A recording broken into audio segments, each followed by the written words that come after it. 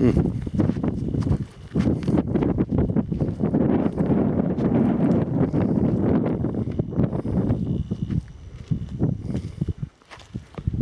crater, when Thor Heyerdahl saw it, along with the reed that's floating out there, said, this is evidence that the Rapa Nui came from the Americas. This is the same reed that grows on Lake Titicaca. It's about 3 meters tall or 9 feet tall, each one of those reeds. Have you guys been up there? Yeah, okay, so you know how tall that is. That's very tall. Every reed on there, it's not like grass, it's tall, big stuff. And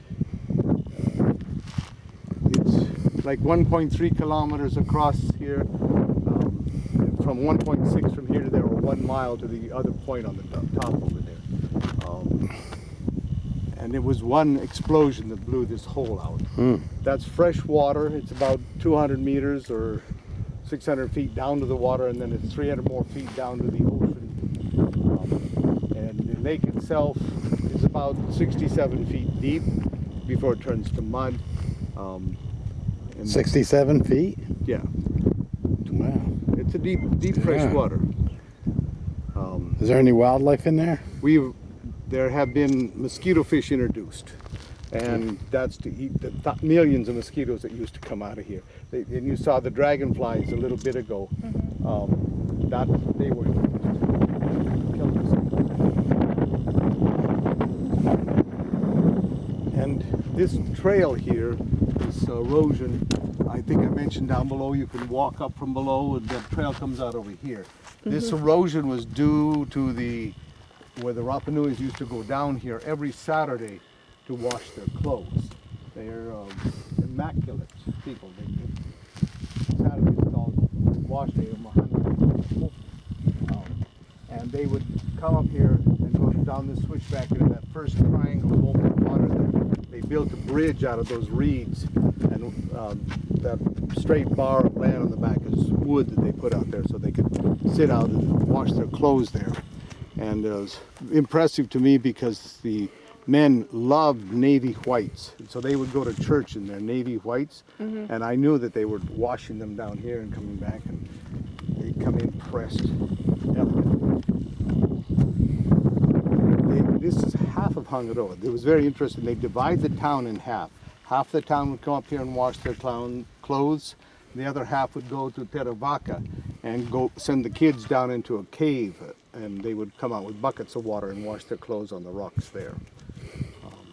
We surveyed this whole volcano up here, crisscrossing 1 meter apart, and that's where we got the population density somewhere between 25 and 28,000 people on the island. We also surveyed inside the crater here. Instead of doing crisscross hash, we just went back and forth,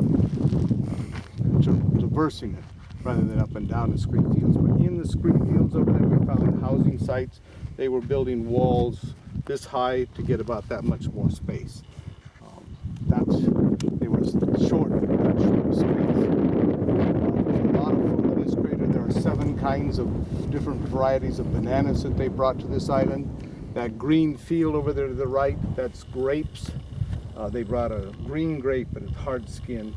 They had taro, sweet potato, mango, papaya, sugar cane, and right down below here, there's a grove of a lemon, lime, orange that just is so sour. When I came back 30 years later, I looked down and it still hurt. And the other plant that's here that's pretty important is Matua Pua'a, and it's a plant that the locals used to make a medicine to it cured a lot of things. My mother-in-law was the last official medicine woman, essentially, the woman who had the mana to make medicine. And there was a special process to come up here, get the rhizome that went across the surface, bring it down, shred it and drink it. It had to be done very quickly, not clean too much. Now when you buy it, if you see Matua Pua'a drinks, it's been over cleaned and it really won't have any curing effects. But some scientists came down here and found a bacteria that grows inside the crater here, and they made a medicine called rapamycin, which is from Rapa Nui.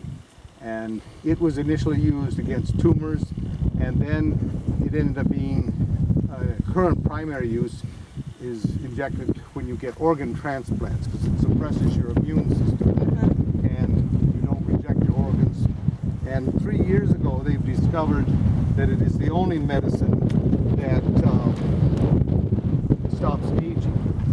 That you can start taking it at whatever age, and you'll stay that your skin and your cells, everything stays the Sign same. me up. Exactly. Yeah, That's right. give it to us. It's good. Take me to the store. But And it- what about it then? Well, there's a small problem. That other thing about organ rejection, it stops your immune system. So your cells won't age. Right. But But you'll get really sick. If you get sick from a cold, you'll probably die. The thing is, when a cell divides on the end of the chromosome, there's a telomere, a little chain, and that little thing breaks off on the end until it gets to none, and then your cell ages and dies. That's what makes us get old. I wonder if they could make a face cream out of it. That wouldn't make you suppress your immune. Maybe. There we go. We're in business now. Yeah. Hey, there you go. I'm sure we could make a cream and just have to get a doctor in the white lab coat saying, Yeah, on TV. And a little disclaimer: I'm not really a doctor. I just